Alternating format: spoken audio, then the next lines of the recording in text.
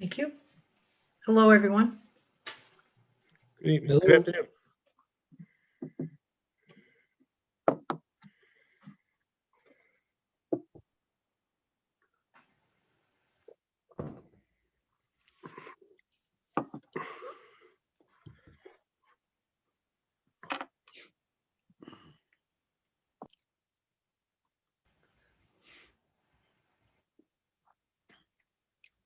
Okay, the December 2nd, 2020 meeting of the Yarmouth Planning Board is about to convene. As a precautionary measure to reduce the spread of the coronavirus, this meeting will be held by remote participation. My name is Kathy Williams, and I'm the Yarmouth Town Planner and will be serving as moderator for this virtual meeting. I will now turn it over to the Planning Board Chair. Welcome to the December 2nd, 2020 Yarmouth Planning Board meeting. My name is Joanne Crowley, and I am Chair of the Yarmouth Planning Board. I'll begin by taking roll call to establish quorum. Tom Barron, Present. Susan Berta, Present. Brad Goodwin, Here. Elizabeth Hartsgrove, Will Rubenstein, Here. Chris Vincent, Here. Joanne Crowley present. With the quorum present, I'll now call the meeting to order. The moderator tonight, our host Kathy Williams, will now explain remote participation and how we will proceed with our work this evening. Pursuant to Governor Baker's March 12, 2020 order suspending certain provisions of the open meeting law, this meeting of the Yarmouth Planning Board is being conducted via remote participation. No in-person attendance will be permitted, but every effort will be made to ensure that the public can adequately access and participate in the proceedings as provided for in the order. Persons who would like to view this meeting while in progress may do so by watching via this virtual meeting or the live feed on the Town of Yarmouth YouTube channel. You may also listen to the meeting by dialing into the number posted on the notice of meeting. The meeting will also be posted on the Town of Yarmouth YouTube channel for future viewing. Please be patient as we work to overcome any technological challenges with the virtual meeting. For all meetings, all audience participants enter the meeting muted. Participants will only be unmuted when called upon to speak by the chair or the moderator. If you are not speaking, please mute yourself to avoid unnecessary background noise. Do not use speakerphone or Bluetooth devices when speaking. All votes must be roll call votes. For applicants and presenters, applicants can use the raise hand button or press *9 on their phone to identify themselves to the chair when their agenda item comes up. The moderator will unmute applicants when they're called upon to speak during their portion of the agenda. Applicants shall identify themselves by first and last name and affiliation. Applications or presentations provided by the applicant will be displayed in the virtual meeting by the moderator, or for larger projects like this evening, temporary panelist capabilities will be given to the presenters to share their screens while giving their presentations. During public comment, although none of the items on the agenda this evening are public hearings that require a designated public comment period, public comment can be taken at the discretion of the chair. Members of the public may request to speak by selecting the raise hand button or *9 on their phone and waiting for the chair to call on them. Members of the public recognized by the chair are asked to identify themselves by first and last name and affiliation for the public record and then provide their comment. I will now hand the meeting back over to the chair. Thank you, Kathy. Before we begin, I just wanted to check with each of the planning board members who are with us. There were pieces of correspondence that were sent out today that are important for this meeting. I just want to make sure we all received the emails from Kathy. They included some language changes to the motion that incorporated some additional information we gathered today. So I'm trusting everyone had a chance to read those over. We also received a note from Jack Duggan with regard to comments that he had with regard to the first item on our agenda.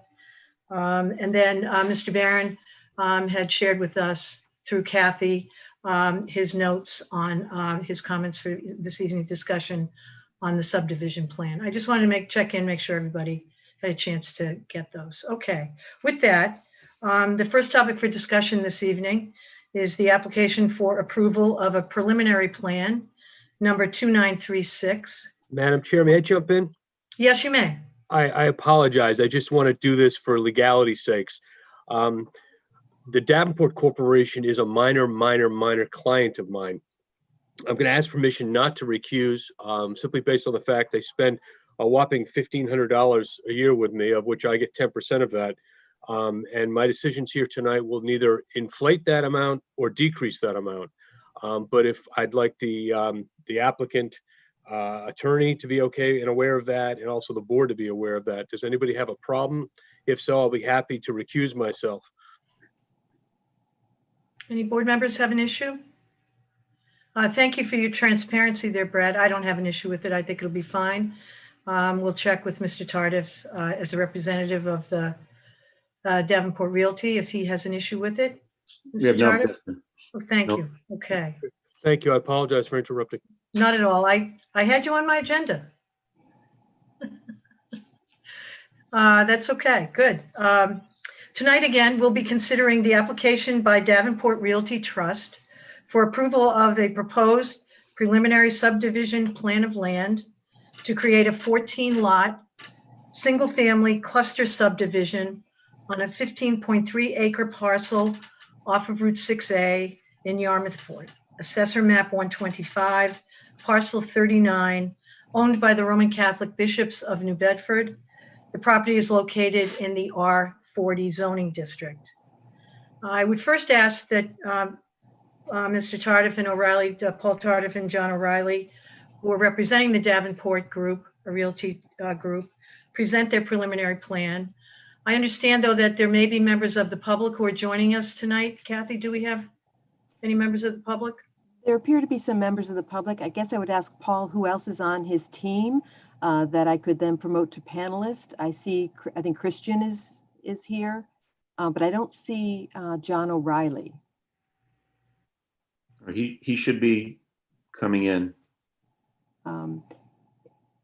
John, if you're under a different name, if you can raise your hand, I can promote you. Would you like me to promote Christian to a panelist as well, Paul? Sure, as long as he can participate if need be.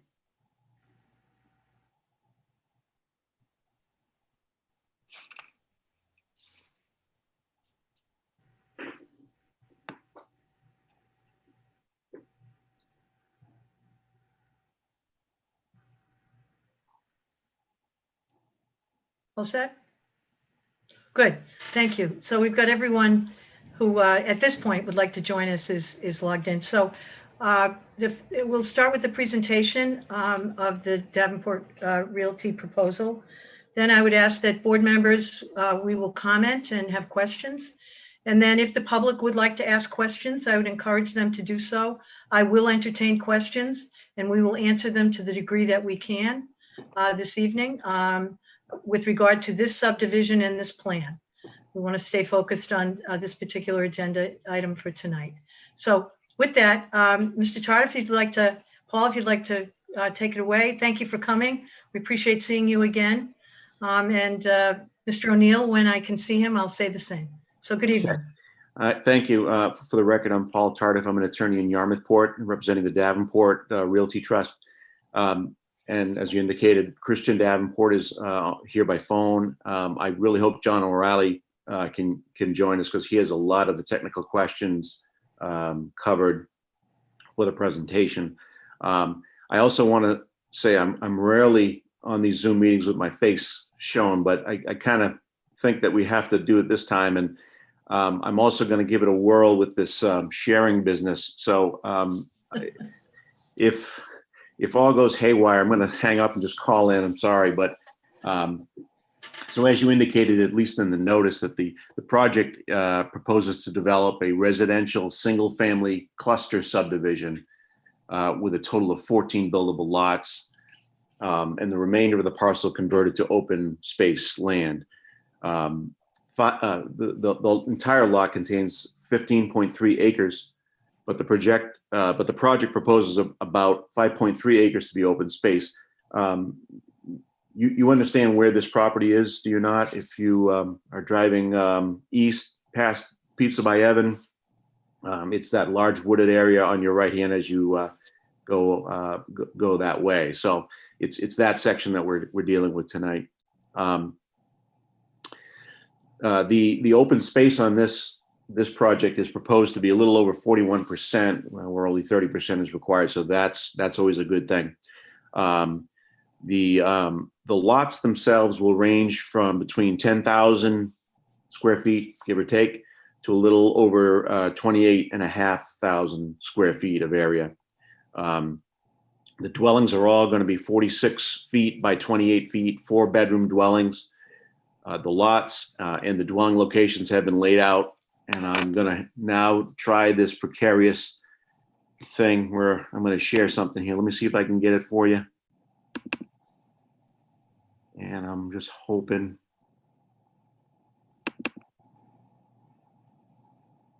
Wow. Success. Brad, I'll take that clap. Thank you. So this is a general layout, just so you get oriented. Route 6A is at the top of this this plan, and you will be. There are 2 roads in. Well, 1 road in that will lead to 2 roads. You can see the layout of the 14 lots. You can also see all the open space.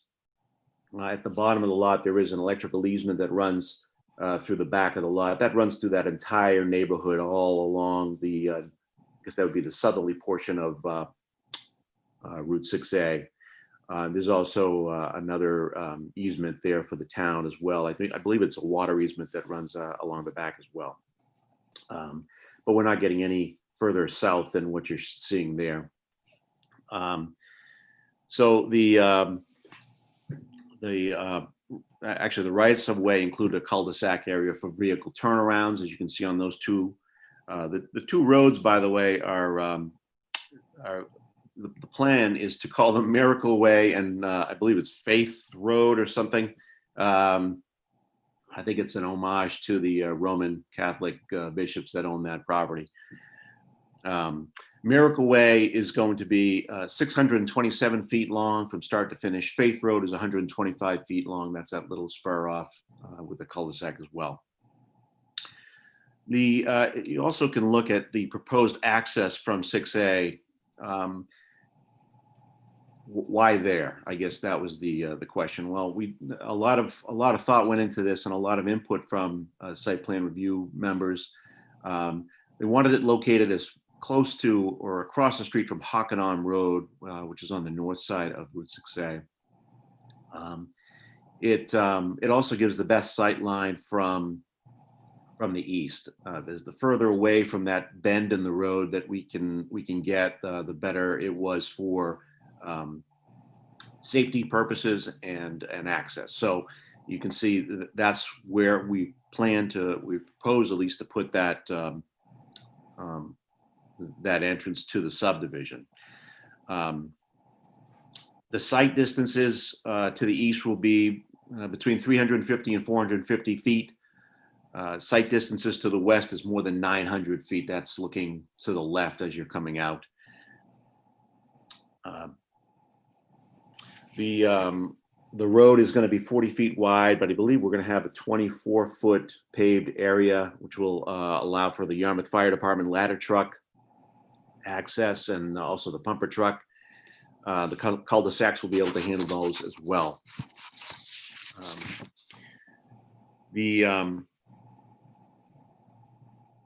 We're going to be unable to meet one of the requirements for regulation 4.2.1J, which is street intersection spacing.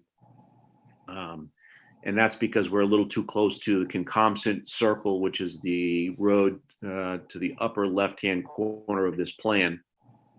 But again, for the reasons we gave, I believe it's the only place that we could put this so that we have safety for the traffic coming from the east going west.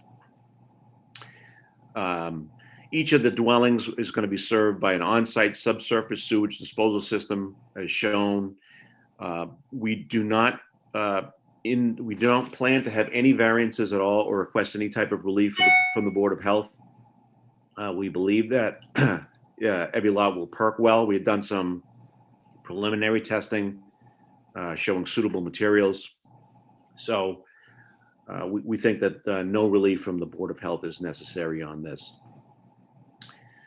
We are planning to have I think up to 4 fire hydrants. One of them will be up near the street where Route 6A and the subdivision begins. 2 at the end of the cul-de-sacs and another one somewhere in this location. We're going to site that with the water department make sure that that they're satisfied with it. They would know where everything is. The water main is going to be the required site, and also the required pipe width. So full compliance with water requirements, and also the fire requirements as well. I believe that the driveways to the properties also need to be made accessible and wide enough for the pumper truck, and we'll work with the fire department to get that done. The only one thing that we might need relief from with the zoning board of appeals is if you look up here to lot 1, and I'm hoping you can see that. One of the things about this type of subdivision is that all structures need to be within at least 50 feet away from any boundary. I believe that, Kathy and I talked about it. I think we're about 45 or 48 feet. We're close with that house the way it's currently situated. We might be able to bend it a little bit to get it away. And if we can't do that, then we will be requesting relief for that. But that's really the only lot that we're going to need relief on. You can also see the common area here is very large. I mean, most of it is in the back, down by the electrical easement where that runs, and that's a very big easement. But also, we're going to run that around the perimeter of the property and have at least a 25-foot buffer all the way around, at least on either side where there's other residential neighborhoods. We're going to leave as much natural vegetation there as we can. No sense in removing it to put it back. We want to give some privacy to the neighbors on either side, understanding that not only will there be a 25-foot buffer for the open space, but the required rear setbacks for all of these structures, which I believe is 20 in this zoning district, will be honored. So it gives a nice buffer along with their setbacks as well. So I don't think we're going to have any impact on any of the neighbors on either side.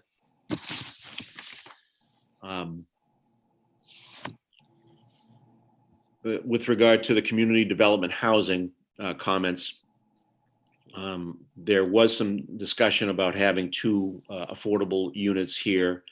I believe what we're going to do is we're going to pay the fee in lieu of the affordable housing for those 2 units to the community development housing department or committee.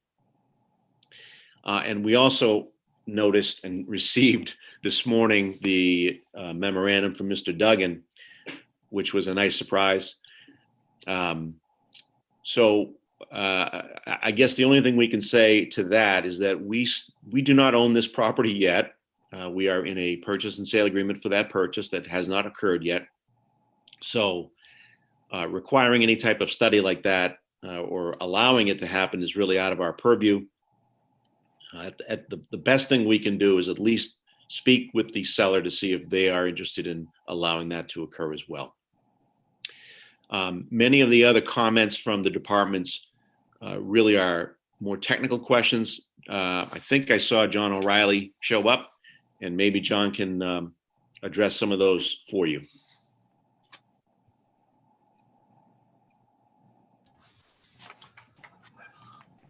Good evening, John O'Reilly, surveyor and project engineer for the Davenport folks. I'm sorry I was late. I had 6 o'clock on my mind, and it's embarrassing when your client texts you and asks you where you are at your meeting. So Paul, I did catch most of Paul's presentation. With regards to lot number 1 that he was talking about potential zoning relief, I did check that the rear corner of the house is 46 feet away from the outer boundary, but it's also set back 30 feet from the road. So we have some room on the front setback to slide that house forward. So I don't think we would need any relief from any type of zoning variance with regards to that. I did review the comments, and as Paul just stated, most of these are technical. With regards to fire, we do have a swept path plan put together for the road. And we will also take a look at the driveways to make sure that they are wide enough for the town's pumper truck.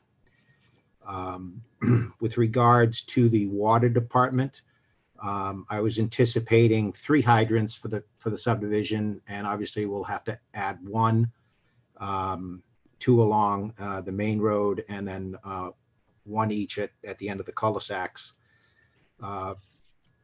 With regards to the health department, we did do sporadic soil testing out there, found suitable soil. We did dig in the lowest part of the lot to to get down to if we were going to hit groundwater, and we did run into a perched water table about 13 feet below the low point on the lot. Regard to building, we just talked about the shifting of the building for lot 1. With regards to the rest of the comments from the town planner, I will edit the zoning note. I think the mechanism for the open space, we'll work on that prior to definitive submittal if we get that far. And then road design, you'll get a full road design. We are looking for a 10%. It is a minor street, so I believe we are compliant with that. But certainly would love some feedback from the board if there's some angst on that. With regards to the site distance, and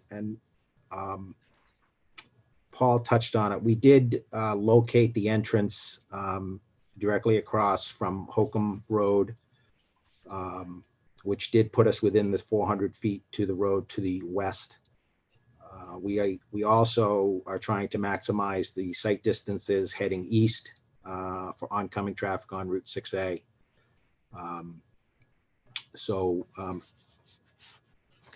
We will be coordinating at this point if we are successful tonight or at the preliminary stage. I talked to the applicant, and we'll be approaching the Mass DOT to get some initial feedback prior to a definitive to make sure that we have our proper site setbacks. I have discussed the project with a highway engineer, traffic engineer, who will probably be giving us some assistance on that.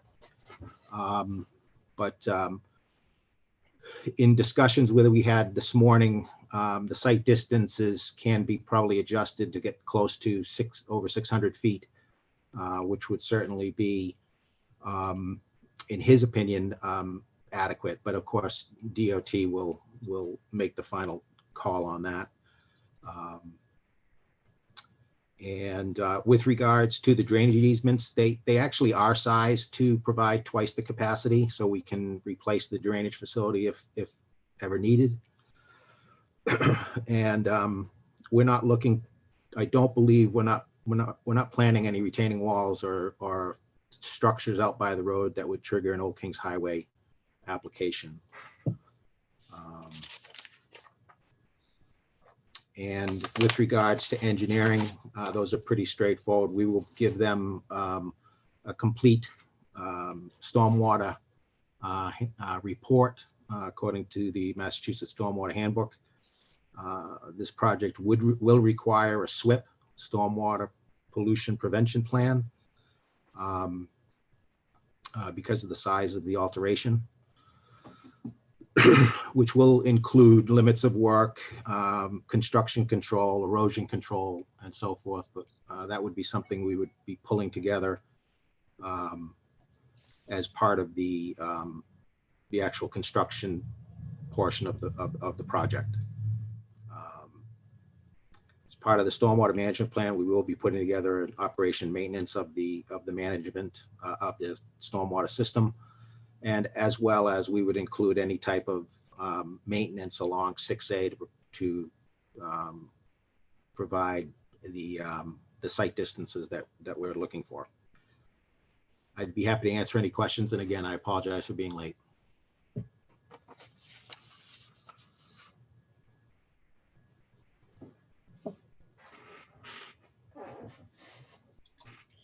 Thank Thank you, John. We appreciate that. Are there any questions? We can start with Mr. Barron. Any questions? Yeah, in locating the water main, it shows no connection on Route 6A to any existing water main. So you've got to do some homework in that area. At the other end of the property, I've made separate comments through Kathy Williams about the 10-foot, about the 20-foot water easement to the south. And since I made those comments, I have confirmed with the water department that there is a 10-foot, a 10-inch water main in that easement. It starts with the stub end of Eileen Street and would be an excellent double connection for any water service for this property. Totally from the cul-de-sac to Eileen Street is about 250 feet. So I think that should be considered definitely. I also made comment about the placement of the septic systems for lots 6 through 14. I think there should be consideration of putting the septic systems in the front of all of those lots for the simple fact that when eventually the sewer program for the town joins in to this area, it may be maybe a couple decades to go, true. But the idea is to make it easier for the future, for those future connections. The sewer line connections would be minimized if a future sewer pipe is in the street and the septic systems have a short run to make that connection. The lots 1 through 5, on the other hand, they're all in a depressed condition below the new road, and they would require injection pumping to any future pipe in the street.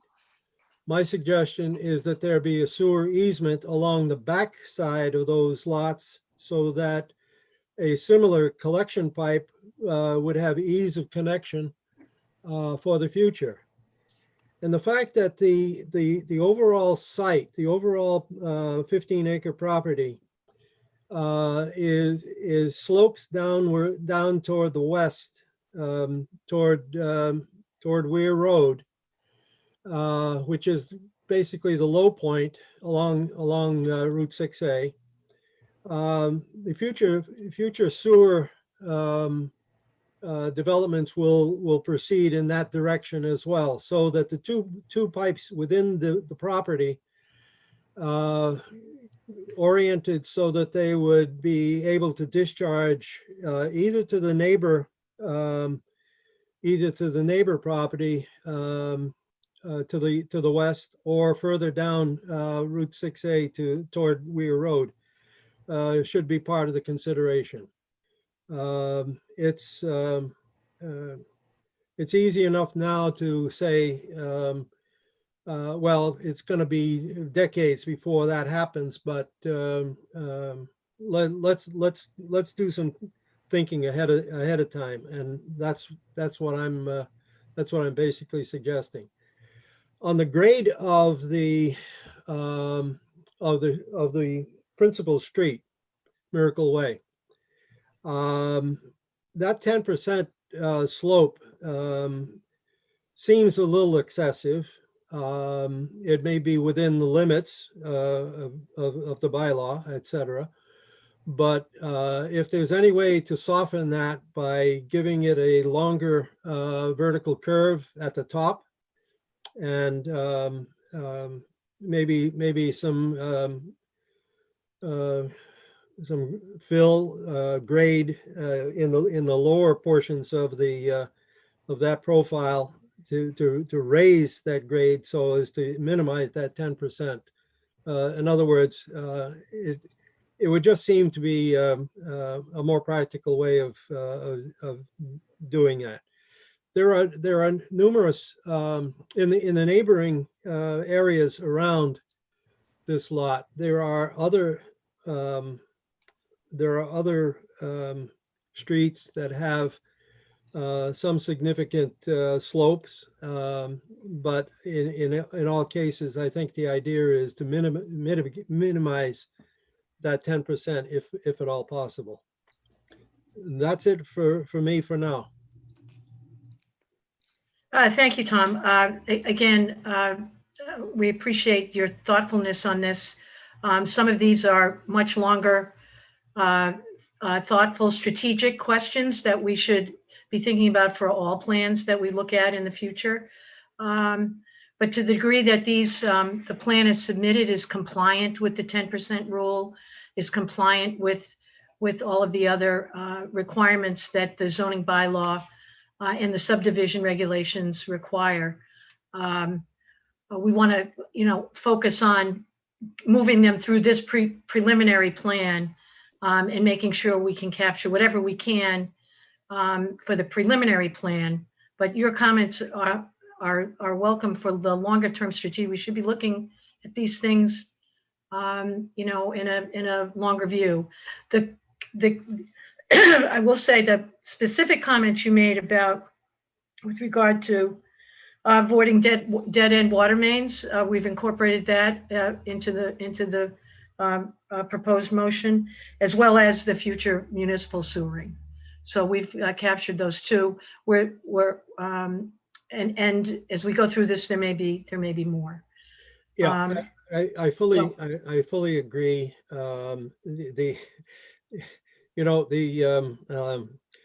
From Casablanca, the usual suspects.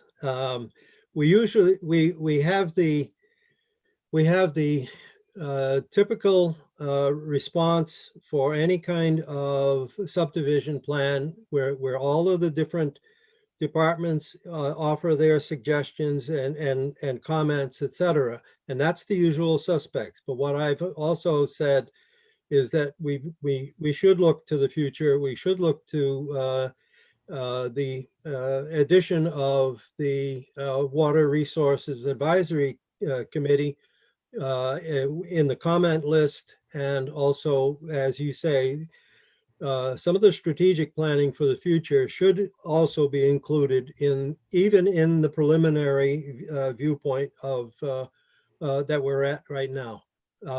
Other than that, I'm out. Okay, thank you, Tom. Susan.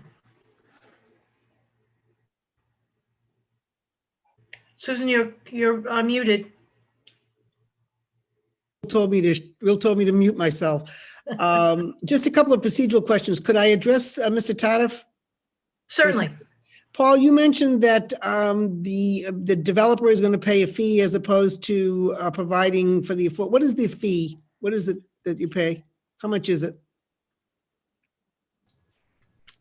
I can't hear Paul. It's based on a formula, Susan, and I think right now it's about $114,000 per unit. Per unit, okay, that's fine. And that goes to, Kathy, where does that money go? I believe it goes to the Affordable Housing Trust to be used to create affordable housing. Okay, and then I had one other, I forget what my other question was. It was another procedural question. Oh, I know what it was. Kathy, in the notes, it said that none of the abutters, there's no notification to the abutters. Is that because no variances are being requested at this point? It's because it's a preliminary subdivision. And Okay, no, this is basically advisory to the developers before they go and spend a lot of money on the finalizing their plans to get an idea of how the planning board might feel about some of these things. When they go to the definitive subdivision, as well as a special permit for a single family cluster subdivision, all of that will be publicly noticed, a butter notification. okay, fine. So at some point they will be. And then lastly, on the Duggan situation, and again, I'll address Mr. Tardif.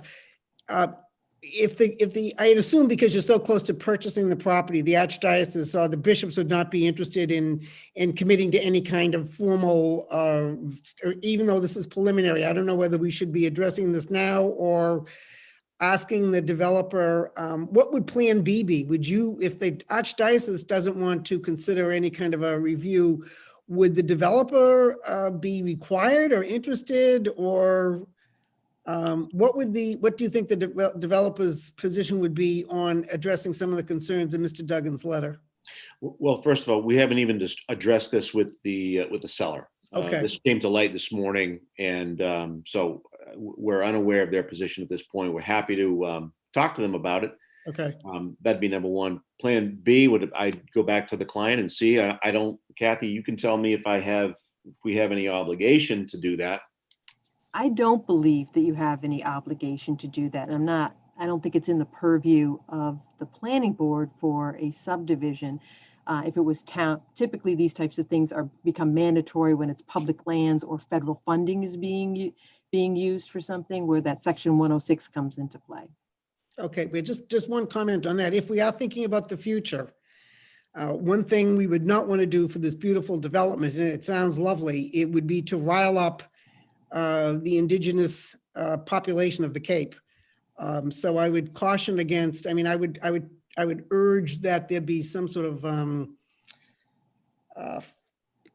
not eagerness, but certainly a willingness to address some of the concerns in Duggan, in the Duggan memo. And then lastly, Tom's comments about putting the septic systems in the front, I think it makes a lot of sense. We are looking toward the future. Plus, it might be a little bit cheaper, actually, to have them in the front of the house as opposed to the back of the house. Those are my only comments at this point, Madam Chair. Yeah, thank you. Thank you, Susan. Mr. Goodwin, Brad. Good evening, and thank you to the developers and the representatives who are here tonight. Paul, it's kind of funny. I haven't talked to you in 7, 8, 9 years, and now twice in 2 weeks on two different committees. boards. So what are the odds? It looks like a pretty clean plan. Kathy, the squares are being met within 150 feet of some of the lots. It's a little longer than that, but they're meeting all the requirements for the reduced frontage with that 100 square within so many feet of the roadway. Okay, they're doing within 500. Okay, I was hoping to get them a little closer, but it looked fine. I only have a couple comments, and they're minor. And I'm going to go back to the Walden Way development that the planning board did about 12 years ago. It's the property right adjacent to Peterson's Plaza. And we had a dickens of a time trying to get that road in there because you've got Apache right across the street. You've got Peterson's Market right there with RC's Pizza, people going in and out. And we had to make a win-win. And furthermore, there's an FAA beacon in there. So we had people from the FAA come in from Washington and Boston, and that was a lot of fun. But that being said, the one thing that made Walden Way workable is the fact that they had a flat landing space to come in and out of when they came onto 6A or exited 6A. They didn't have to gun the engine to get up a little bit of a hill or a big hill or anything like that. So if there's any way to flatten Miracle Way just a bit to soften the dip, I don't think there are going to be a lot of cars parking in and out. I'm coming in and out of there all at once. However, in post-COVID times, if we ever get back to having family parties or get-togethers, there may be a stack of cars, 3, 4, all trying to exit at once. And it's just, if there's any way to soften that, so he or she trying to make a left, especially onto 6A, is not going to have to rock back and forth, gun it, and get out. A flat landing spot makes it a little bit easier. And again, that's just coming back to the Walden Way we did in, I think it was 2008, just before the downturn hit, maybe 2007. The other one was, hold on, my notes escaped me. All right, I'll have to come back. There was one more item on that. but it all looked pretty good. I'm glad you're keeping the 25-foot all the way around. The open space looks impressive. I'm sorry for the neighbors. This is going to be a surprise. I'm sure many of their realtors over the years saying, don't worry, this is all open space. It's not. It was privately open land. The planning board dealt with this in when we built the 99 restaurant. We had a whole bunch of people come flying at us saying this is open space, and we said no, it is not. The builder has every legal right to build a restaurant here, so long as he or she follows the rules. And that game is being played out now tonight in a legally and proper methodology. I'll come back. There's one more thing. I apologize, Madam Chair. We'll come back to you, Brad. Elizabeth Hartsgrove? Thank you, Madam Chair. Liz? Thank you. Kathy, can you let me know, I'm sorry, I didn't do my due diligence prior to, can you let me know, is Eileen Road, is that private or public? On the plans, it's identified as being a town road. Okay, Town is there, road. Paul, is there a reason why, or have you guys looked into why you're not connecting into that? Because that would give an alternative route for access to, I mean, what if your grade, that's a tricky situation. There's a lot of families on the other side and school buses stop. It's the incline is so snow, ice, fire trucks, ambulances. You think of all of the access reasons. Why aren't you thinking of hooking up to Eileen Road? Well, I think it was looked at. I'm not sure what the status of Eileen Road is, whether it's public or private. Obviously, if it's a private road, we have no access. We can't do that. I also think that the people who live on Eileen Road would really not want us going through there, added traffic, etc. Have you asked? Well, Or is that just an assumption regarding what, the Eileen Road? that people would be upset if there's a connection through? Well, I know some of those neighbors are here today, on tonight, just to hear what's going on. You can, maybe they can answer that question a little bit better than I can, but I know we have not ignored that question. I saw the stub come out, and I don't know if John or Christian have any other input on that about, how far into the planning stage we got with that plan. I don't know. Just to be clear, I checked on the assessor's map and it is town, as well as Outward Reach is also town. I did get a call today from someone specifically asking whether they were connecting through Eileen, and they were concerned that they were doing that and they didn't want to have more traffic going through there. So. That's all the questions that I have, except Okay. actually the guardrails, I noticed on the plan stuck out like a sore thumb, because that is something I don't know. You might want to think about an alternative guardrail on 3 or 4 of those properties. I don't know if that's going to fly with Old Kings Highway. And I don't know if you're going to be building 4-bedroom houses, if that's going to fly with the neighborhood, but that's an aesthetic thing. That's all that, yeah. So thank you.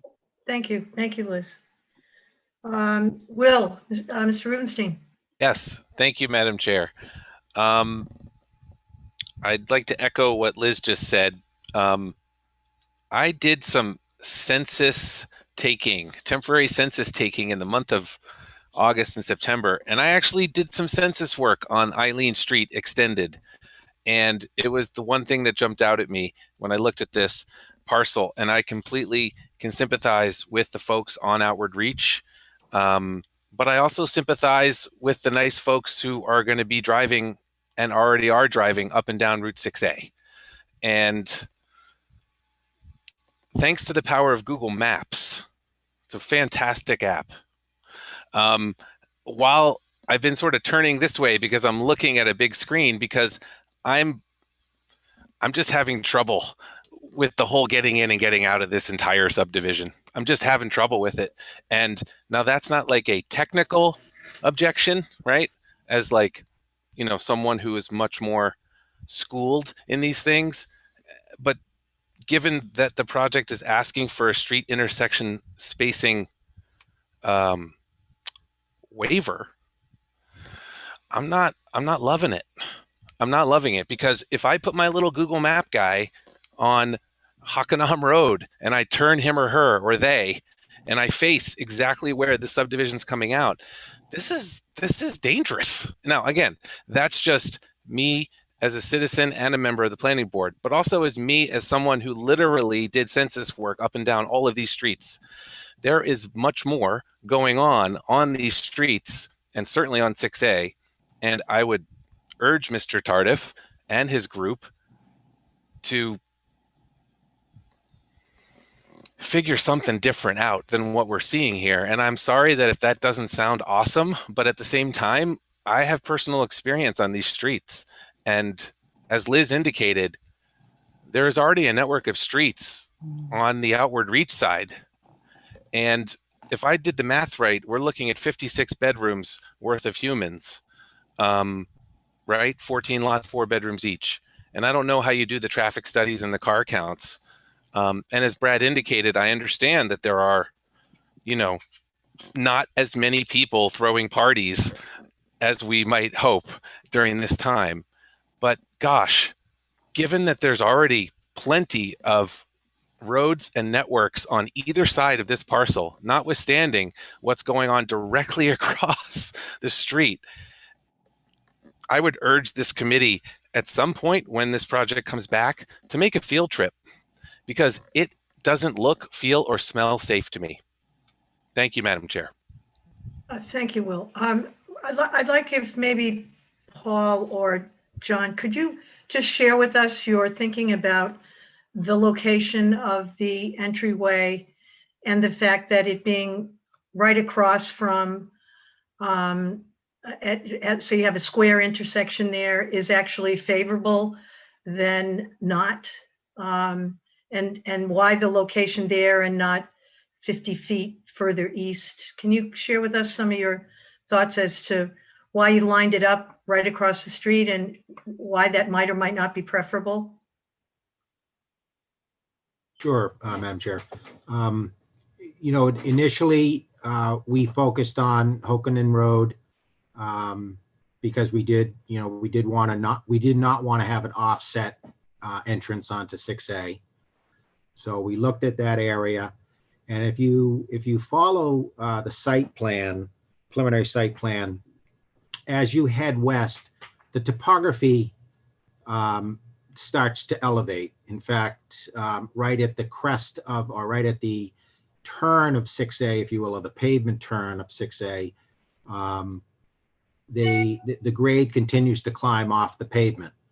And if when we initially started laying out a subdivision, coming off the center or moving that entrance to the east,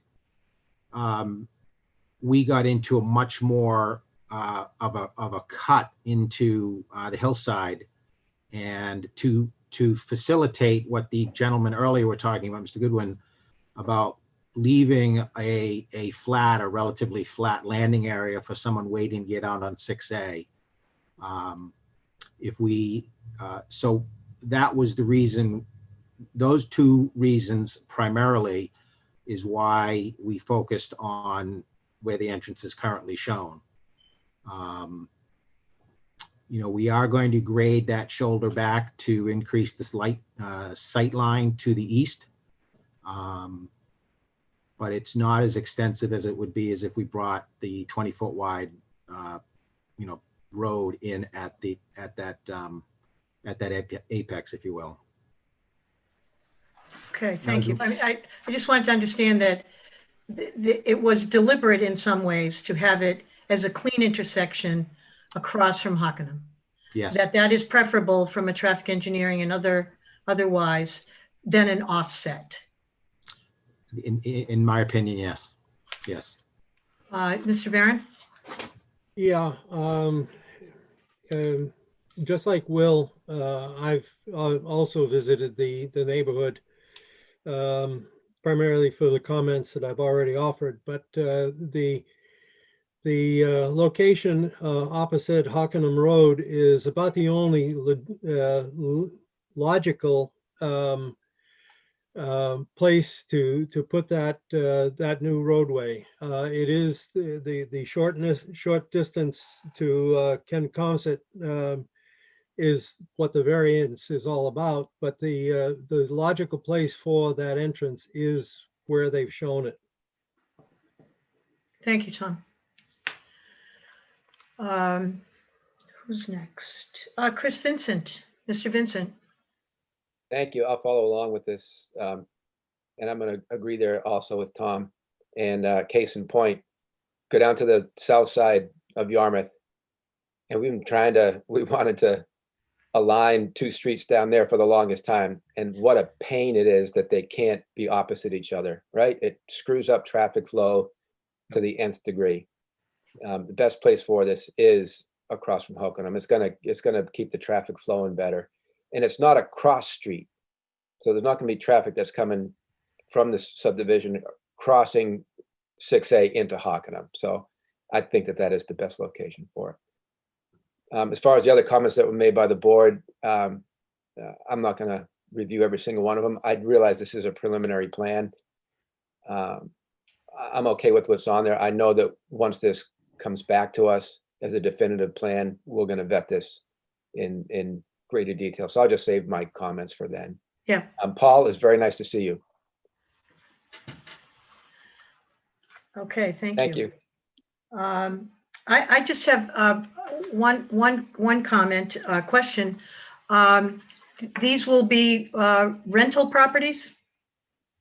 That's the plan? Okay. Yes. Yes.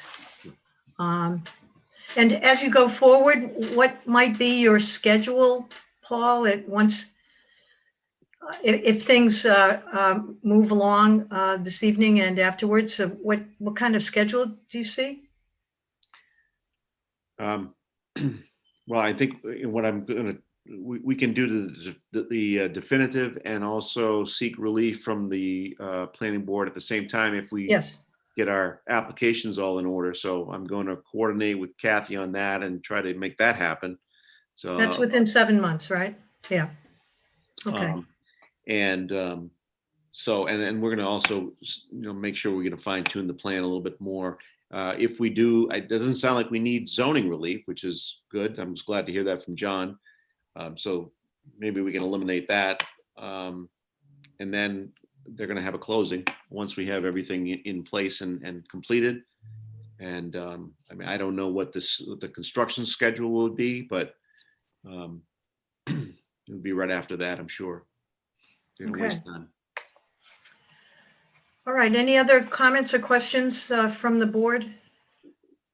I'm going to give the neighbors, any neighbors listening tonight, some good news. As you know, the 17-year locusts are on their way back in 5 years or so, maybe 8 years. And once they rip up this lot, this chunk of land, and put in houses, there'll be a lot of locusts that will not be showing up in Yarmouthport, Massachusetts. So true story. I have a friend who lived through that, and he was so overjoyed when something got built near him in Mashpee. So there is an upside to this if and when it does get built. He lived, huh? That's good. There you go. It also yes, looks Mr. like Barron? it looks like a great street to trick or treat on too. Gotta love that. Mr. Barron? Yeah, the comment that was just made, I don't think I've seen it in the submittal of all the different paperwork. These properties are going to be rental, not for ownership. That's correct. What's the thinking behind that? That's their business plan on this project. Gee, I don't know, that throws a left hook into this. I'm not exactly. How so? Well, I would suspect that for this scale of development, that these are going to be properties for sale, not for rental, and it just makes looking at our housing needs within the community, it does not make sense to make them more rental. It makes more sense to have ownership and citizenship involved in all of these. Well, I can tell you that they have identified a great deal of need for this type of rental, believe it or not. I mean, from someone who has that many units up and down the Cape and in other parts of the state and the country, I can tell you that there is a need for this type of housing. They wouldn't build it otherwise. I think we all know the Davenport's reputation. I don't think they would do something that would be illogical as this. Well, okay, look, I was on Housing Committee. Brad has got the chair on that now. But has this gone through Mary Wagon in housing for the consideration of the rental rather than ownership? Well, if I may, Tom, I'd just like to come back to, again, what the planning board can look at and what we can comment on and what we can't. A couple of things. One, yes, Mary Wagon was involved because we are a special permit granting authority. That is why there had to be an allocation of some sort for affordable housing. The second thing is, as the property owner can decide to have a rental or an ownership. I And I understand. might remind, if the public is listening, in our zoning bylaws, we set out objectives for what cluster housing is supposed to do. And we wanted to do, it's a relatively intensive use, but not huge density. We wanted to preserve open space. We wanted to introduce variety and choice in residential development, and we wanted to meet housing needs. And I think, from my perspective, the Davenport Company is probably in the best position of anyone in town to establish market need in various locations for various uses. So that as long as as I read the cluster housing bylaw and the objectives that are listed there, their choice of the type of housing is outside of our purview. Your comments may well be appropriate with the housing committee, but for the planning board purposes in this preliminary subdivision, I don't think it is. So, any other comments? The public, we'd like to hear from the public if we'd like them to identify themselves and their precinct. Could I just make one brief comment? I think Paul and John went through the staff comments pretty well. I just wanted to clarify that with regard to the 10%, the bylaw says where unusual topographic situations exist, the planning board may permit a maximum grade of 10% for minor streets. So it's not a given. The given is 8%. So just to be clear on everyone that it's not allowed by right. It's kind of like, but taking into consideration topographic, it might be considered. And the other thing is for minor streets, whether sidewalks are required is something that the planning board, it's at the planning board's discretion. They're not showing any sidewalks. There's not a lot of units, but that's something that you guys, if you wanted to require sidewalks, that this might be a good time to provide that. Would that be a condition we would ask for tonight, Kathy, as part of the preliminary review, or would that wait until later? I think if you guys were interested in providing having them provide sidewalks, it's best to let them know now so they can incorporate that into their design for the definitive and the special permit. Do we have any comments from the board? Susan? Yes, I'm very interested in having sidewalks. I think they're a safety issue. I think they should want people out walking, socializing, definitely. I think we should have sidewalks. I think it's shocking. You walk along some parts of 28 and there's no sidewalk. So I am definitely interested in having sidewalks. Okay. Mr. Goodwin? I'm against the sidewalk, not because I'm not against safety or I'm not for safety, but that's more impervious coverage on a lot. And I see people walking, running all kinds of things up and down many streets in Yarmouth and around the Cape without sidewalks, and everybody does just fine. If we can keep the sidewalks away, it means more area for rainwater to be absorbed and not just bounced. So I would be against sidewalks in this. Brad, you can construct sidewalks absolutely, all sorts of materials now that absorb water. So rainwater runoff is not the problem it used to be. Well, we've got topography issues on this, and we all said the slant, and I just don't want to see any other place where water can pick up speed. I just don't think it's a good idea. So that's if I get outvoted on that one, that's fine. I apologize, but I think it had to be said. Yes, Liz Hartsgrove? Actually, there would be a lot of issues that we'd have to deal with if we added sidewalks. So Kathy, is this going to be, I'm sorry, again, clarification, is this going to be Miracle and whatever the other street name is? I'm sorry. Thank you. Are they public or going to be private?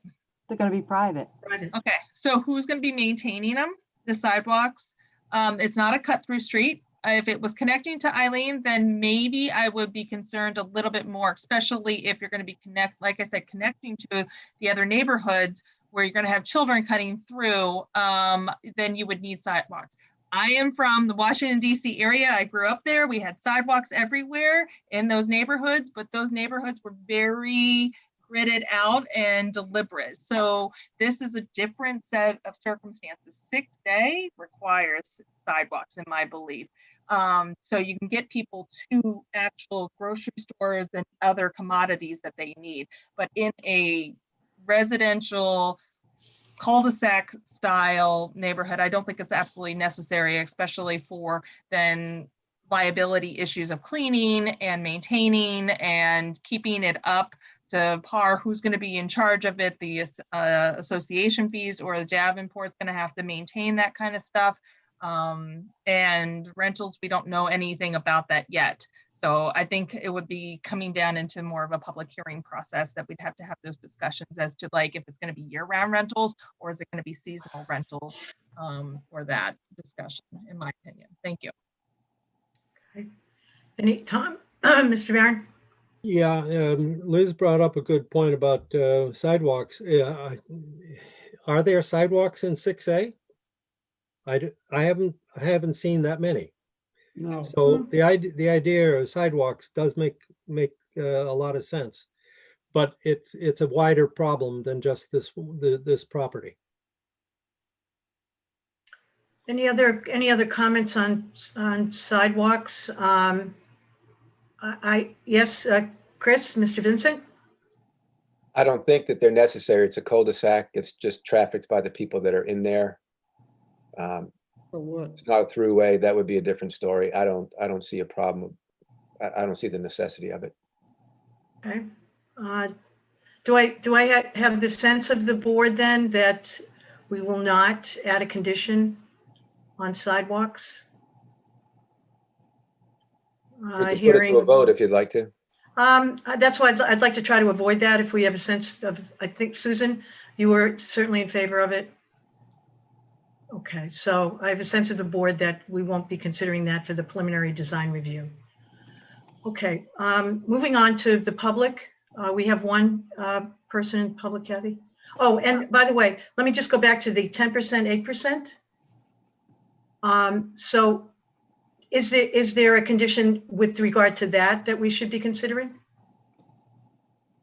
I think there's 2 planning board members who made comments on it, and you might want to include a condition where you're reevaluating the road grade on Miracle Way to soften the grade at Route 6A intersection for vehicle stacking, like Brad said, and to reduce the 10% grade, like Tom mentioned. You could add that. They could take another look at that.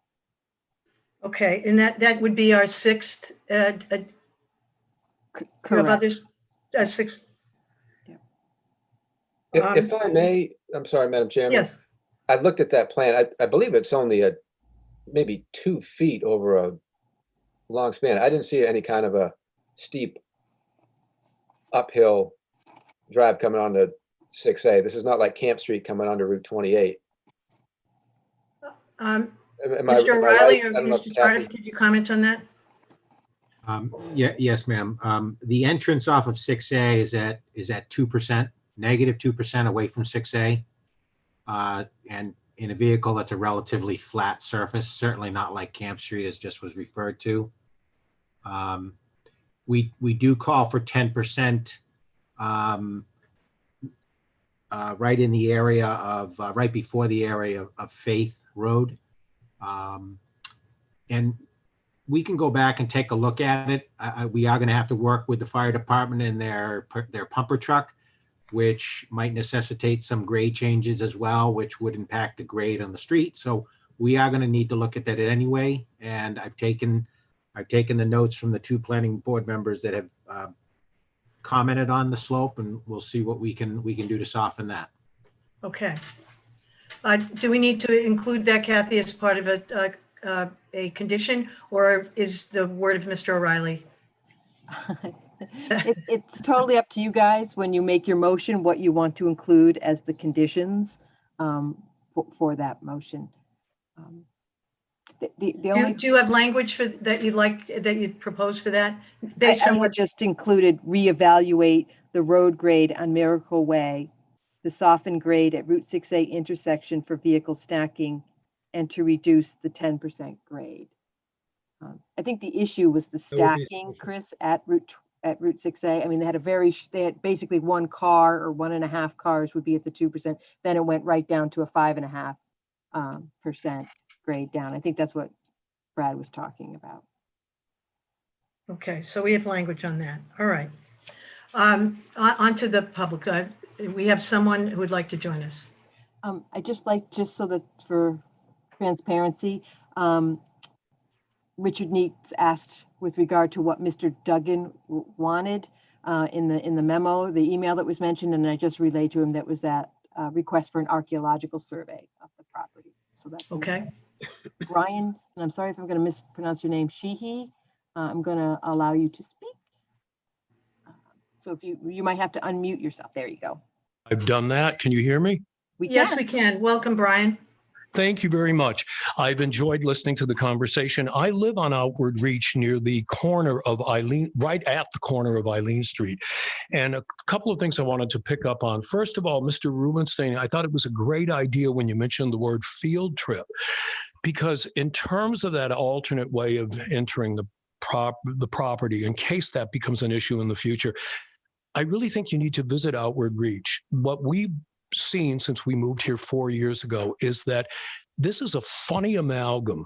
Outward Reach, I'm sure, with the rest of this area that's sometimes called Rolling Hills, was designed as kind of a quiet residential street. And that's what it is most of the time. However, it exists as part of an artery that has sort of become popularly known over recent years, whereby people coming up Station Avenue from the Pike to avoid the light, or from South Yarmouth to avoid the light up at the junction of 6A and Station Avenue or Union Street, will cut through a number of streets and then use Outward Reach as a main artery to access 6A and move on toward Dennis without having that intersection in play at the center of Yarmouth. So because of that, we'll sit here and we'll look out the window and we'll see children, sometimes toddlers with their parents, walking by, and then 5 minutes later, a gigantic earth mover comes by, because it's a way of accessing Freeboard Lane and all of those streets a little farther down. It's also the first way of entering this entire complex of the rolling hills. So it is already a dangerous amalgam of quiet residential street and main thoroughfare. So I shudder to think of another reason for driving down Outward Reach, because in my opinion, it's an accident waiting to happen. So I really recommend that field trip. But the thing is, you'd have to come and spend some time here and watch the flow of traffic and see the way this street is already under a certain kind of strain. And the other thing I wanted to say is that, and this isn't totally germane, so I'll say it and that'll be the end of what I say. When you discuss sidewalks, I have to say that, I think sidewalks along 6A in Yarmouth were pretty much put in place, probably, I'm guessing, back in the early years of the 20th century, and then maybe some extensions in the 1960s. But there is a burgeoning piece of Yarmouth, and this new development represents an addition to that burgeoning piece that is cut off in a pedestrian sense from the center of town. And so I just want to make a plug for this. The most strategic kind of sidewalk imaginable would be to run one up along 6A to connect with this new neighborhood, and possibly even to connect with Outward Reach, because as I said, we are the entry point to this entire development that occurred back in the 70s, which is pretty much cut off from any direct walking contact with the center of town. So those are my two comments, and thank you for listening. Thank you. Thank you very much, Mr. Sheed, for joining us this evening, and thank you for your comments. Okay, thanks. Great.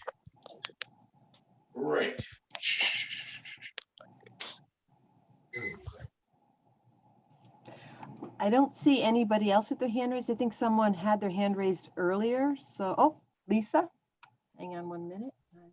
You could just say your name when you start speaking. Oops. Is that Craig? No, I think I made a mistake. Craig and Lisa? I think I made a mistake and did Craig instead of Lisa, but there she is. Lisa, welcome.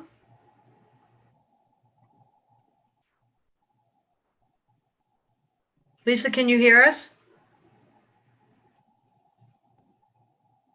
No, nothing's happening, Kath. Oh, shoot. Can you hear me? Oh, yes, we can. Yes, we can now. Okay, good.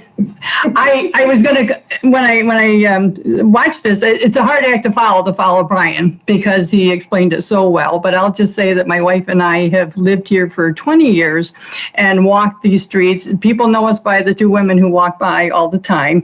And that is a very dangerous intersection. It's actually a T section right now with just the two houses on the other side of Eileen. And I've talked to many neighbors who didn't know about this meeting, didn't know how to access it. And that is a very big concern, as it is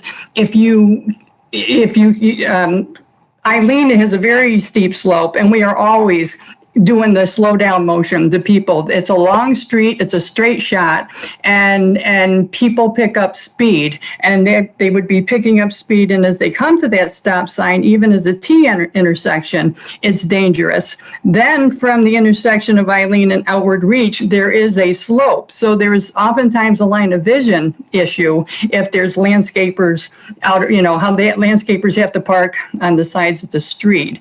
And as Brian said, it is a whole nother cut through down to Freeboard and Brattle. So there is, to begin with, there's a lot of traffic, and I've often felt bad for our neighbors on Outward Reach. If you look at the slope, it slopes down once you're heading south on Outward. So there's a whole bunch of line of visibility issues with that. And if you're talking 4-bedroom houses, you're starting to add on a lot of possible traffic going that way. So I think I represent a good number of neighbors who are concerned about that not becoming a thoroughfare, because at a minimum you'd have to do a 4-way stop sign, and people run those all the time. It's dangerous as it is. So that's I just want to speak for some of our neighbors and ourselves. Well, thank you, Lisa, for joining us this evening, and thank you for your comments. We appreciate it. Thank you. Can I just ask Lisa for her last name for the record? Sure, Bartran, Bartran, and I'm at 7 Barnacle. And thank you for allowing me. I finally did my first Zoom and figured out how to unmute. That's a major accomplishment. Congratulations. Thank you. Thank you. Good night now. Anyone else, Kath? Did we lose Craig? I'm sorry, I mistakenly moved him over. And he does have his hand raised, so Yep. You might have to unmute yourself, Craig. There you go. Hello, Craig. Good evening, Madam Chair. Good evening, everyone. Craig Holmes, 184 Eileen Street. I live at the very end of Eileen Street. Luckily, we've been here 37 years. Immediately at the end of Eileen Street, it goes into a steep hill. So you're addressing earlier the possibility of connecting to that. It would need some serious grading. And also, a lot of people walk the power lines. Would that still be left open? I know it's private property and everybody in the neighborhood uses that area. Mr. Tardiff, if you want to talk briefly about that, the easement stays, right? Well, the easement stays. Yeah. I can't really opine about whether or not the public is allowed to walk on there. I'm not sure of what that law says with regard to whether the electrical easements allow the public passage. I don't know. It will be private property. The easement's going to stay. Nothing's going to change there. It's open space, however, for the residents. I really don't have an answer for you. Okay. Yeah, I don't know how that works. I guess we'll find out. Yeah. Anything else, Craig? He muted himself again, so. Craig, did you have anything else? We can't hear you.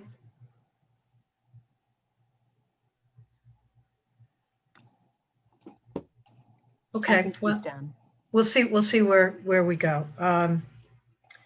Okay, so without any further comments, based on the discussion this evening and some of the comments, yes. I apologize for interrupting. Rick Bishop just raised his hand. I don't know if you're done with that or you would like to. Nope, we'll hear Richard.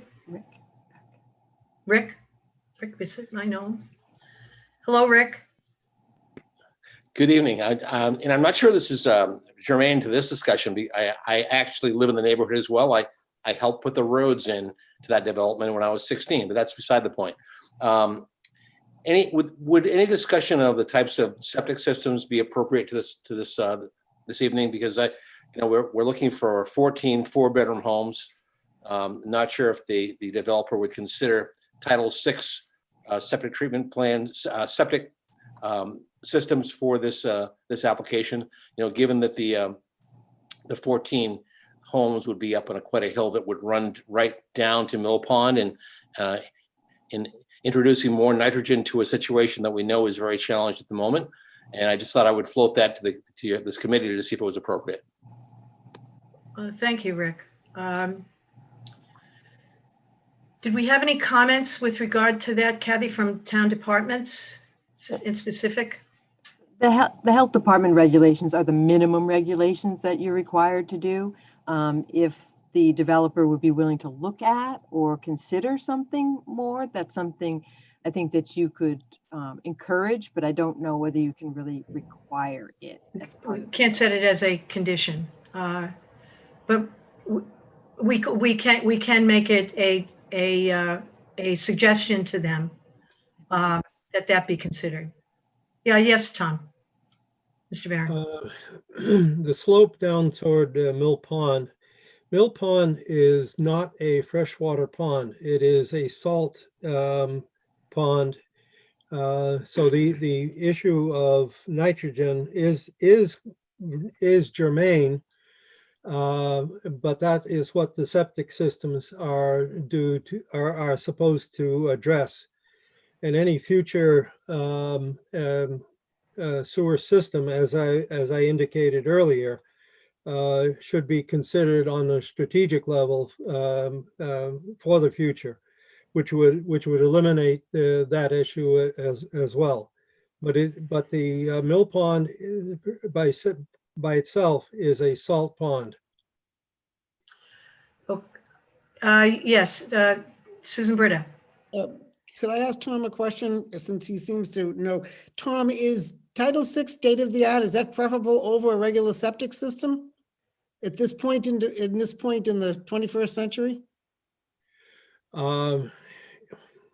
It's an expensive option. Is it to- preferable? I know it's expensive. Is it preferable? Given the preliminary soil indications that the proponent has indicated so far, I think Title V is still the way to go. Okay, thank you. Can we ask John O'Reilly? I'm not familiar with Title VI. Is this like an IA system, or I'm not really sure what that means, a Title VI system? Kathy, you're not alone. It's the first time I've heard that expression. Okay. Maybe he meant Title V. No. It's Title V. Rick, do you Yes. want to comment on your comment? Can you clarify? Certainly. I'm not sure if I'm still muted or not, but Title VI is a recent development. Title V systems, which are the minimum requirements, do not solve the nitrogen problem. They allow the urine to put the nitrogen right into our groundwater and thus leaching right down to Bass River. Title VI has a separate chamber with wood chips. They were able to capture a significant amount of the nitrogen and preclude it from going into our environment. So it's a very much a state-of-the-art alternative to a Title V system that does a significantly better job at holding on to the nitrogen. But John's right; they're not cheap, but neither is our groundwater. Yeah, I appreciate that. John, it looks like you may be unfamiliar with Title VI as Rick has described it. With all due respect to Rick, I'm unfamiliar with the term Title VI. Title V does have, which is the Massachusetts State Sanitary Code, does have provisions within it for enhanced and alternative treatment processes. And Mr. Bishop used the term wood chips. And I know of one technology that does involve wood chips and other media, but I think it would fall under Title V regulations under the enhanced or innovative technology. But one thing I just want to bring to the board's attention, we're not in a zone 2, so we're not subject to Title V's restriction of 1 bedroom per 10,000. And even if the lot was in a zone 2 or in a nitrogen sensitive area, because of the 15.3 acres the lot has, by right, Title V will allow 66 bedrooms. We're proposing 56 bedrooms. So even if this was a zone 2, we're almost 10 bedrooms below what Title V would allow us to do in a nitrogen sensitive area with Title V. So I think it's a reasonable application for the 14 homes on the 15.3 acres. Thank you for that clarification. Thank you. Okay. We have one more person who has their hand up if you're interested. Yeah, Craig? No, it's Virginia Lewis. I'll unmute her. Welcome, Virginia. I've never listened to one of these meetings before. I'm finding it fascinating to hear, and I appreciate all the expertise and people sharing their ideas. I want to go back to something that Paul, I think, was reading some document at the beginning, and I didn't understand, or I'm a little concerned about, we've heard a lot of conversation about lack of affordable housing and where people go. And I just don't quite understand, if you could just briefly tell me why we want to have Davenport or whoever's paying for this pay $114,000 per house, so we won't have affordable housing in there. I may not be saying that right, but it sounds like we're trying to maybe keep some people out. And is that because it's a rental, or is it the rentals fall under a different category? I guess I'm just concerned about, we've got a housing problem for people who are on the lower level of income sometimes down here with the jobs that we have. And I don't know whether this is just a way to get out of doing that or what. Somebody enlighten me. Well, I can start, and then our town planner, Kathy Williams, can certainly provide the expertise. But generally, the town is very disposed towards improving the affordable housing stock in town. We try to do everything we can to increase that capacity at every turn. And one way we do that is when developers come to us for a project like this, that has the planning board's required approvals, we automatically require by a scale, depending on how many units are there, affordable housing be included. And that affordable housing can take various shapes. It could be on the property.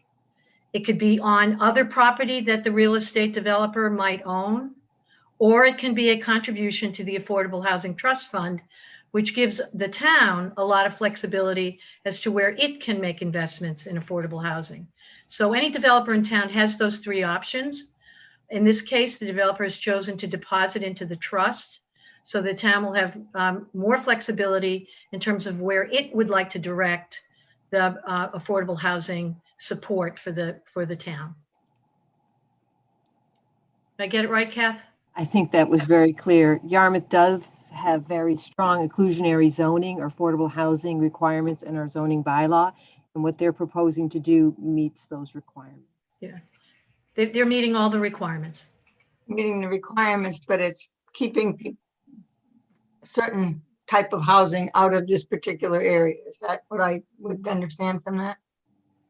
No, these are all rental properties, and the way that the housing will be, it simply is being a redistribution off-site. And we allow any developer in town, in any neighborhood, to do that.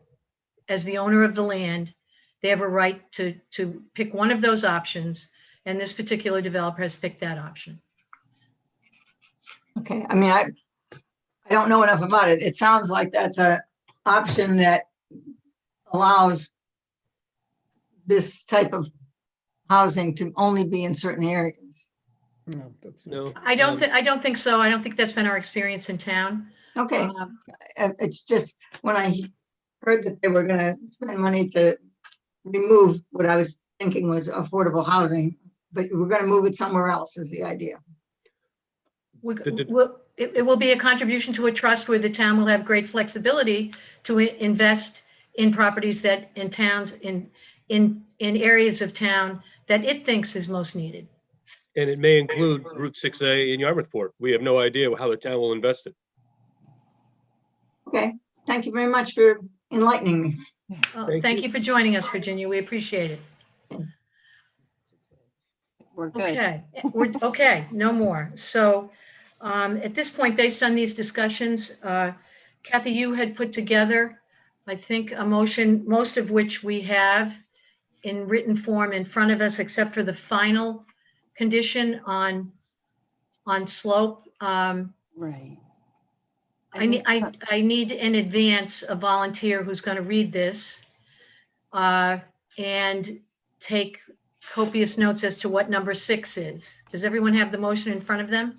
I could read it and then someone could make that motion. Fine, That we would be can do that. easier. We can legally do that. Yeah. Okay, great. Then I'd like to, may I have a Kathy, do I make a motion I will first? state something, and if someone thinks that that's a good motion, they Okay. can make that motion. All right, sounds good.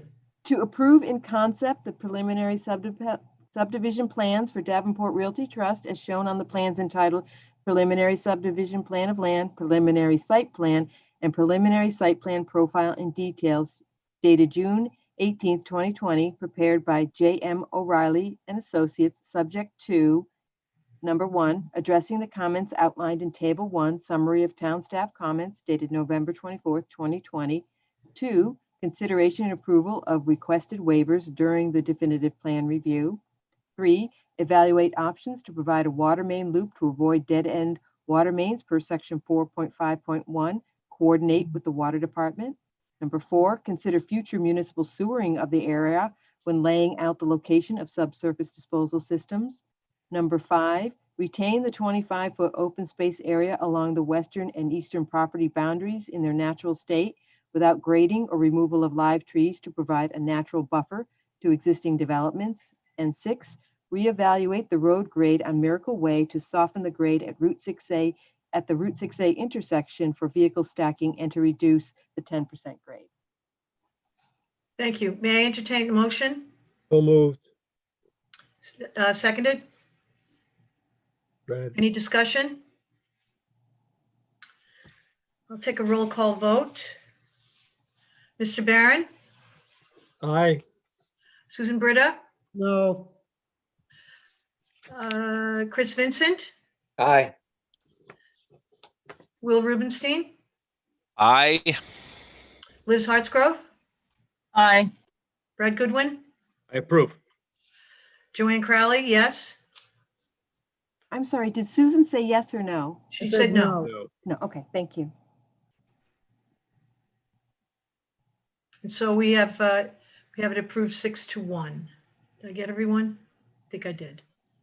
Thank you. Thank you. I don't know if Mr. O'Reilly and Mr. Tardif are still here. If they are, thank you for coming. We appreciate your time. Thank you very And much for having us. And we'll Appreciate it. see, very we much. will see you again.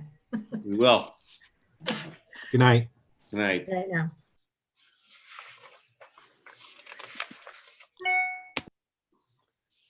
Okay.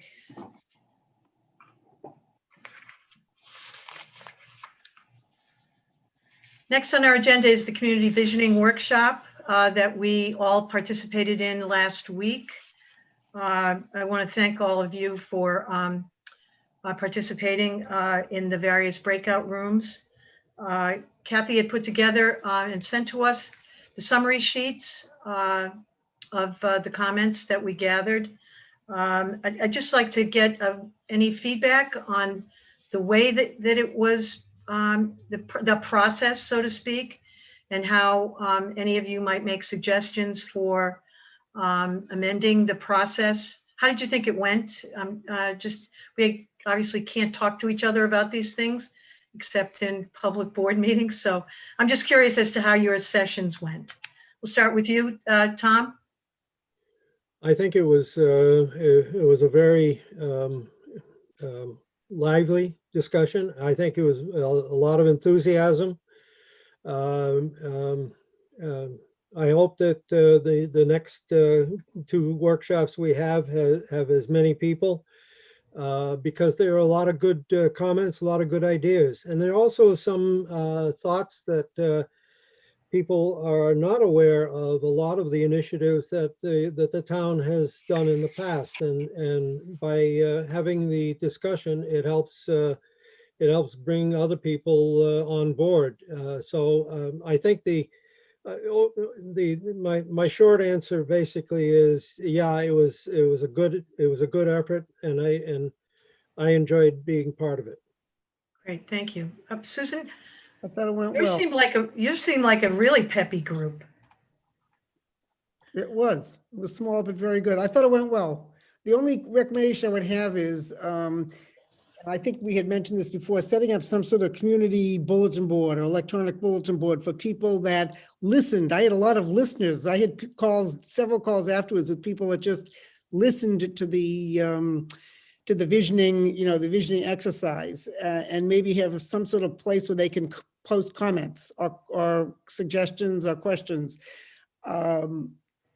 That's the only comment I have. Were they watching the live stream? Because I don't think anybody who was actually in the meeting didn't get assigned to a breakout room. They did, but they listened. They didn't talk.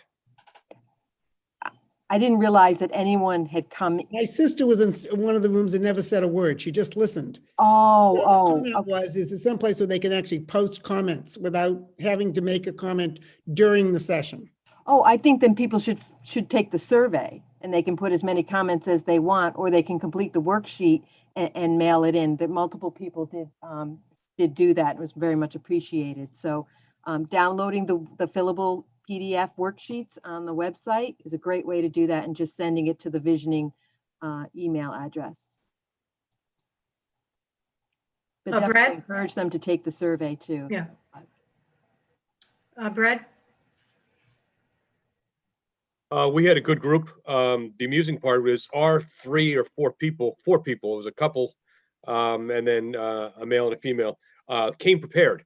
So when we said take some time to write things down, they all looked at each other, you know, virtually and went, we're ready.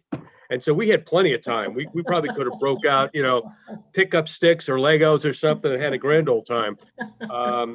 So that's the only thing that caught us off guard. We had more than enough time to do our group, but it was a good group and I'm glad we did it. Excellent. Thank you. Liz? Yeah, I was partnered with Tom, and I thought we had an excellent group. It was wide-ranging of ages and backgrounds and everything, and I was actually very, I came out of that first visioning motivated, thankful that our community is extremely aware of the issues, whether it be housing or conservation or wastewater or education or the relationships that Yarmouth even has with our neighboring communities. You know, it was all near and dear and very important to them. And so it was a very proud moment to have all of these invigorated and educated people. Like Brad said, they came prepared. They know their stuff. They are very involved and engaged. And this was a mechanism that made that very evident. So I'm looking forward to the second one. And as Tom said too, I'm very hopeful that we have just as good of a turnout. I liked actually the small number of people because we were able to have a little bit thorough and more robust discussions rather than having it short and sweet. And like, if you fill in 10 people, it was like, we ran out of time type of thing. So I felt like we had enough time to really dive in. The only one thing that I had an issue actually, which I actually like that Tom and I partnered with each other because I was taking notes as well as Tom was taking notes, and having 2 people to take notes, making sure that we didn't miss something, I think was really important because those breakout sessions weren't recorded. So Tom might be listening and hearing things that I actually was listening to other words coming out. So yeah, I read. Thank you. I read Liz's notes, and they were much more detailed than I did. I was looking for keywords for the different emphasis of what the different conversations were. But when I compared my notes with Liz's, they agreed fairly closely. It was just a matter of our own individual way of taking notes. But like Liz says, it was a lively group. Thank you. Will Rubenstein? Will? I get to say I'm really sorry I missed it. Sorry. That's okay. I forgot. You were at the hospital. Well, sort of. You know, this is what happens when you have teenagers and they cut things before Thanksgiving. Well, we'll get your feedback from next week. Yes, Madam Chair. Thank you. Yeah, thank you. And Chris? Yeah, it was, I tell you what, I don't think nothing revolutionary that came to light. I think it's things we've been working on for a long time. So nothing earth shattering as far as that goes. So I wasn't surprised. I can tell you though, that's kind of the downer point. I get that out of the way. On a good point, it was nice to have the people of Yarmouth come in and be actively involved and see that they're excited about Yarmouth. And that was uplifting. But I think the rest of the process, I wish I could have been at the hospital.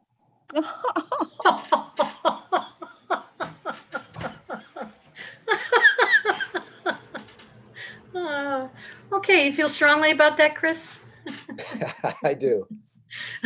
But I look forward to the next ones too. Okay, thank you. I appreciate that. Oh, Madam Chair, can I please be his partner? Oh yeah, we'll set you up. Okay, we'll have a grand old time. I promise, Chris. Oh, I can imagine. Okay. My quick comments are: one, I wish I had a note taker. But we had it was a small group, which was helpful. And there were some items that came up that I was surprised were so prominent, the library being one of them. That came from all of them, unsolicited, more or less, as most of the discussion.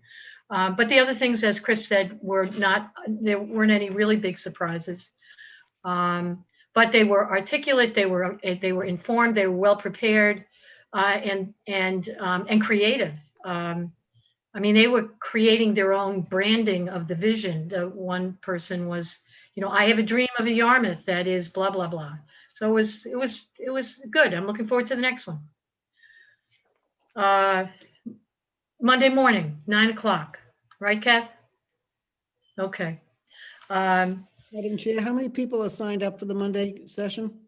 We have 30 participants. Good. Does that So include the Good. town staff or outside town? outside staff and us. Don't forget, you guys need to register as Register. well. You can register, like 15 minutes ahead of time. And I take out all of your data out of it. But Okay, great. 30. That's great news. Did you send us a new link? For that one? I'll send it out to you guys again. Yep. Thank you. Anything else on community visioning that we need to cover, Kath? Well, I was able to get permission to do a reverse 911. So I'm going to do one on Friday night. I haven't written it yet, the script, just to make people aware of the visioning process. It is a community-wide thing. We don't want to bother people on the reverse 911 on just anything, but just a short little message to encourage people to make sure they're aware of it, encourage them to come to the workshops of the survey, and also let them know about where to get more information. Okay. Now, So- when I called you today, you were on the phone with Frank Frederickson. Is this Yes. a poem? Yeah, that's why I sent something to Kyle today saying, let me know if you have any good poem ideas. the I'm not as eloquent as Frank with the poems. Yeah. But when the chief speaks, everybody listens, for sure. That is true. Okay, thank you for that. Next on our agenda I believe, is the Affordable Housing Trust. We received notice that a former planning board member, Tom Roach, has left the Affordable Housing Trust, and they have asked us for a planning board member. I volunteer. Brad, okay. I make a motion to approve Brad. Oh, that was easy. Second. I second it. I third. Uh-oh. That's bad news. For an appointment like this, Kathy, do we require, this isn't a planning board specific appointment. This doesn't require a vote. It isn't, but they sent an actual, I would just go ahead and vote, and then we can say that Okay, you let's voted. I'm vote. taking advantage of this because Brad doesn't volunteer. And so if he's like willing to do this, I am jumping on that. Okay, so we Well, it's a have a good group of motion. people. We have a motion. It's been seconded. Any discussion? Okay, Mr. Barron, Aye. Mr. Goodwin, Aye. Ms. Britta, Aye.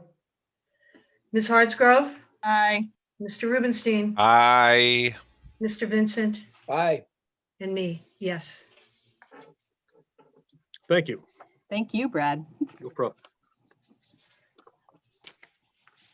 Meeting minutes. May I have a motion to approve the 3 sets of minutes, October 21st, You November can't do them all at 4th. once because some of us have to abstain on a couple of them because I Oh, missed one meeting. I apologize. apologize, Madam Chair.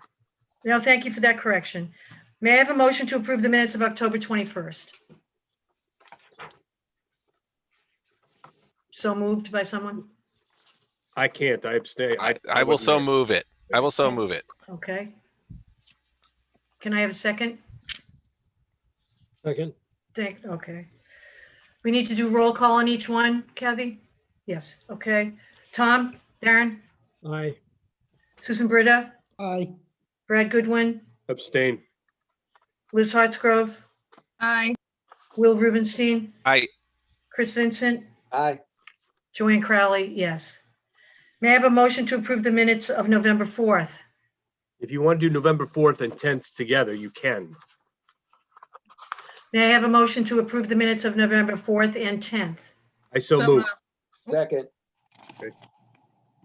Tom Barron, Aye. Susan Britta, Aye. Brad Goodwin, Aye.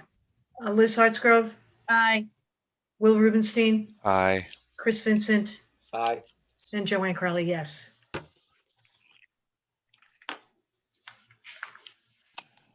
One more. Yeah, I've got a question on that. I've got two sets that say November 10th. Am I missing something? Oh. Yeah, me too. All right, you didn't get the 18th. I'll send it next time.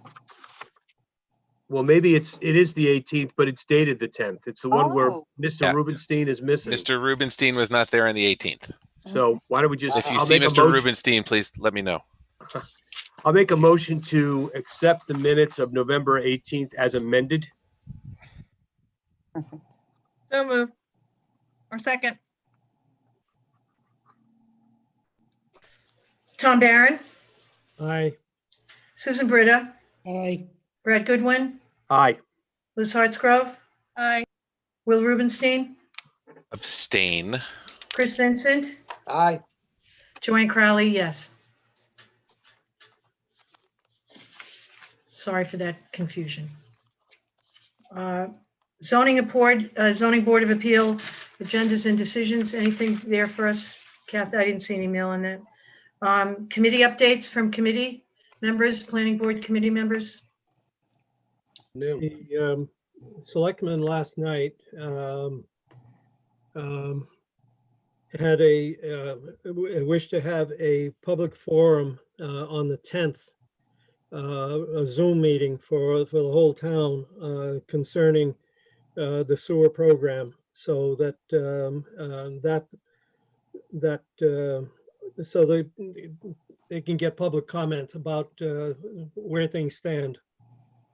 The Kathy has sent out the flyer, and Yes, and that's very important right now. okay. We all got that email today. Thank you. Yeah, Thank you, Tom. the selectmen want this hearing, not hearing, but public input, because by the next selectmen's meeting, which is in 2 weeks, they have to approve moving forward with the DHY program. Okay, thank you for that. Any other committee reports? Yes, Will? The Dennis Yarmouth Intermediate Middle School submitted 90% documents to the MSBA, and that process continues. How would I say it, Tom? Without abandon. It is rolling. Good. So I'm very happy, given where we were 18 months ago at this time, Madam Chair. So I'm very happy to share that news. After all the bumps in the road to get to this point, it's good to see that it's moving. There we are.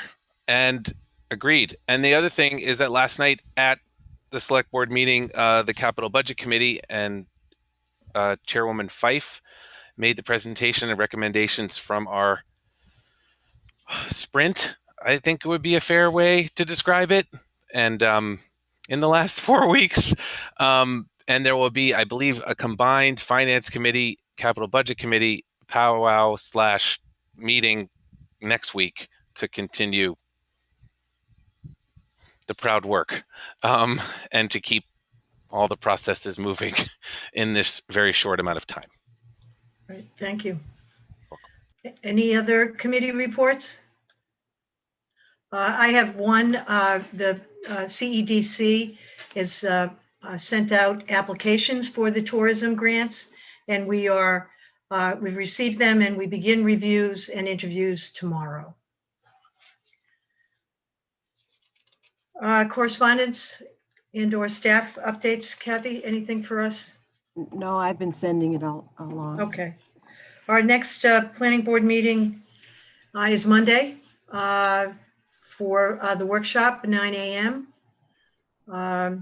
Again, as a reminder, as Kathy had, she'll remind us on registering for that. And with that, I don't have any other business unless anyone on the committee does. Yes, Liz?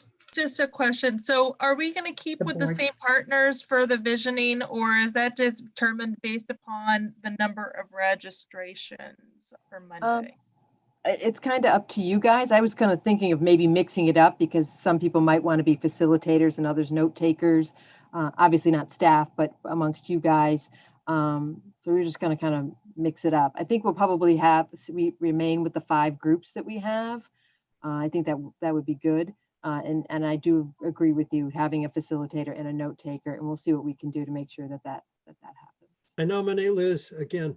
Yeah, actually, Tom and I worked out great. So we're comfortable with each other, and we have a system down. So we're okay with it. But I was just curious if just to prepare ourselves for that.